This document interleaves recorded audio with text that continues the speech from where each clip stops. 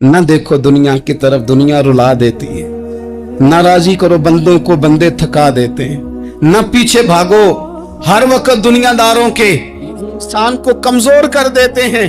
वो तो करीम ही बड़ा है।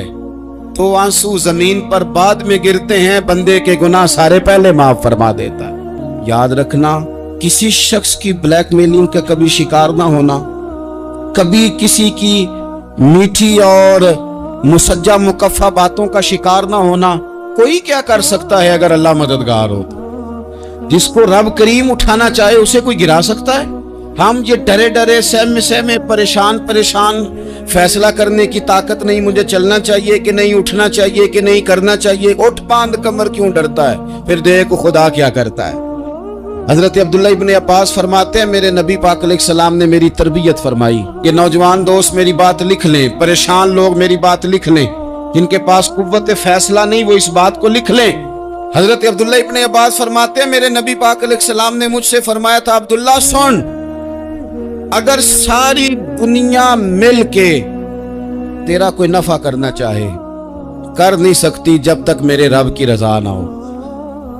और फरमाया सारी दुनिया मिल के तेरा कुछ बिगाड़ना चाहे तो अब्दुल्ला बिगाड़ नहीं सकती जब तक रब करीम की हिकमत का तकाजा ना हो। लोगों से डरना, लोगों की तरफ देखना, माहौल देख के अपने राह का तायुन करना, हर बंदे के ख्यालात के मुताबिक ढलने की कोशिश करना, फलाना ना नाराज हो जाए, फलाना ना नाराज हो जाए, वो जिसने होना हो जाए, बस रब रसूल नाराज ना हो। अपनी जिंदगी में अपने मालिक को मौला जान के, वलिल्लाहु मौलाकुम, अल्लाह तुम्हारा मौला है, वहुवा खैरुन नासिरीन, वो बेहतरीन मददगार है। तवज्जो जब भी करें रब की जानिब करें। अपने दिल का किबला दुरुस्त रखें, सोचों के जाविये सीधे रखें। मेरे भाई, मालिक जब बंदोबस्त कर देना, जब मालिक बंदोबस्त कर दे, फिर ऐसा बंदोबस्त करता है कि लोगों के पास ना चारा नहीं रहता। हजरत मरियम रदियल्लाहु ताला अन्हा पाकबाज थी, मस्जिद में रही थी, पर मालिक की हिकमत के तकाजे बड़े अजीब है ना। फिर जनाब मरियम को अल्लाह ताला ने बगैर शौहर की औलाद अता कर दी। ये बात ही ऐसी थी। वो किसी ने कहा था कि मखलूक तो फनकार है इस दर्जा के पल भर में, संगे दरे काबा से भी असनाम तराशे, तुम कौन हो क्या चीज है दागे कबाबी। लोगों ने तो मरियम पे भी इल्जाम तराशे। तो लोगों ने कहा किधर से ले आई बच्चा, तेरा बाप तो ऐसा नहीं था, कहां से ले आई? अल्लाह करे मैं आपको समझा सकूं, जरा अपने आप को वहां खड़ा करें कि एक पाकबाज औरत, पाक बाप की बेटी, तैयब मां की बेटी और अल्लाह के घर में परवरिश पाने वाली खातून, एक वो वक्त और एक ये वक्त कि उस औरत को कटहरे में खड़ा करके पूछा जा रहा है कि माज़अल्लाह तेरी गोद में बच्चा जायज नहीं है, कहां से लाई है? अब खुद से सफाइयां बंदा कितनी को दे, कितनी को वजाहतें करे। और मैंने तो अपनी जिंदगी में देखा है, ज्यादा वजाहत देने वाले को भी लोग झूठा समझने लग जाते हैं। ज्यादा वजाहत देने पर भी लोग कमजोरी का इजहार समझते हैं कि कमजोर पड़ गए। आप सुलह की कोशिश करते हैं, सामने वाला बुज़दिल समझ लेता है। ज्यादा वजाहतें भी कमजोर कर देती हैं। अब हजरत मरियम को कटहरे में खड़ा करके कहा बच्चा किसका है? तो फिर खुदा बंदोबस्त जब करे, अल्लाह जब मददगार हो, तो फिर हजरत मरियम की गवाही दरख्तों से नहीं दिलवाई उसने, पत्तों से नहीं दिलवाई, फिर फरिश्ते नहीं भेजे। हजरत मरियम कहने लगी मुझसे ना पूछो, वो जो पंघूड़े में है उसी से पूछ लो, उनसे पूछो ना, वो कौन है पूछ लो, उनसे कर लो सवाल। उन्होंने कब पंघूड़े में चंद दिनों का बच्चा, ये जवाब देगा? मददगार था रब। उनकी बरात का ऐलान करना था मालिक ने, और जब मालिक ऐलान कर दे, जब मालिक तेरी सफाई देना चाहे, जब मालिक तुझे दुनिया के सामने निखारना चाहे, तो पंघूड़े में लेटे हजरत ईसा बोल के कहने लगे इन्नी आतानियल किताबा, फरमाया मैं अल्लाह का बंदा हूं, रब ने मुझे किताब अता करके नबी बना के दुनिया में भेजा है। मैं अल्लाह का बंदा हूं, किताब लेके आया हूं, नबी बन के आया। फिर पंघूड़े से ऐलान हो गया, फिर बच्चा बोल पड़ा।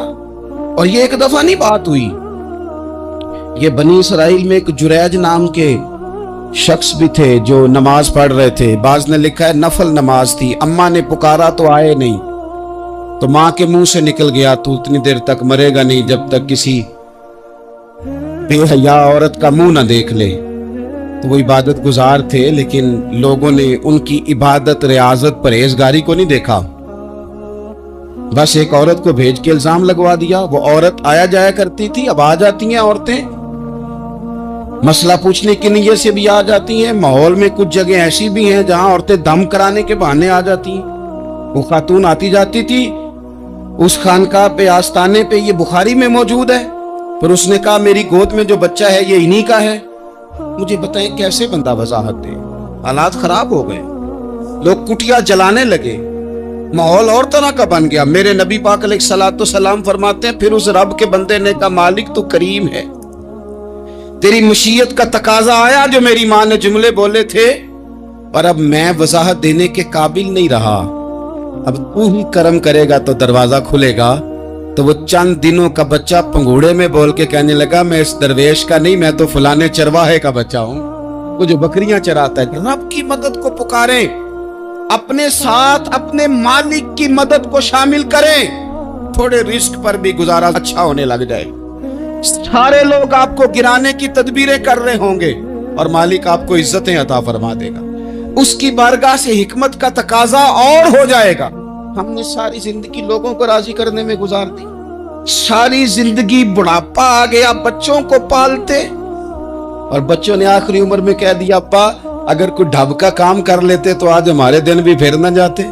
ساری زندگی گزار دی بہن بھائیوں کو راضی کرنے میں, ساری زندگی گزار دی ذمہ داریاں اٹھانے میں.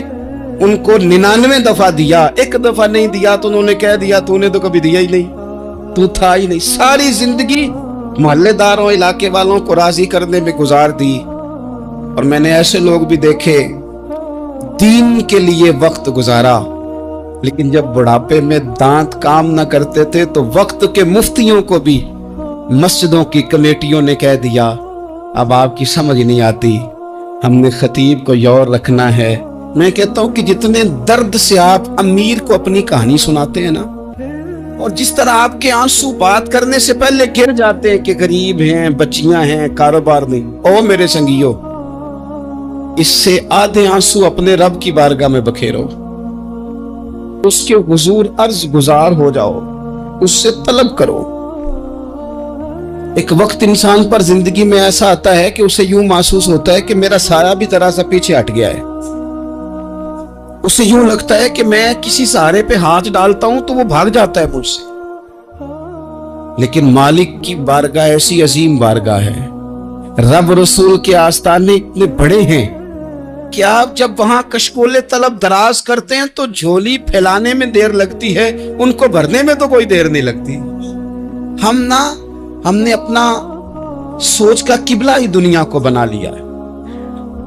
یہ جو اللہ والوں کی مدد ہے یہ تو اللہ ہی کی مدد ہے, لیکن یہ جو سیٹھوں کی طرف توجہ کرنا, نوابوں کی طرف توجہ کرنا, دنیا داروں کی طرف توجہ کرنا اور اپنا مزاج اس طرح کا بنا لینا, یارو گردن کو جھکا دیتا ہے خیرات کا پتھر, جہاں میں مانگنے والوں کے سر کبھی اونچے نہیں ہوتے.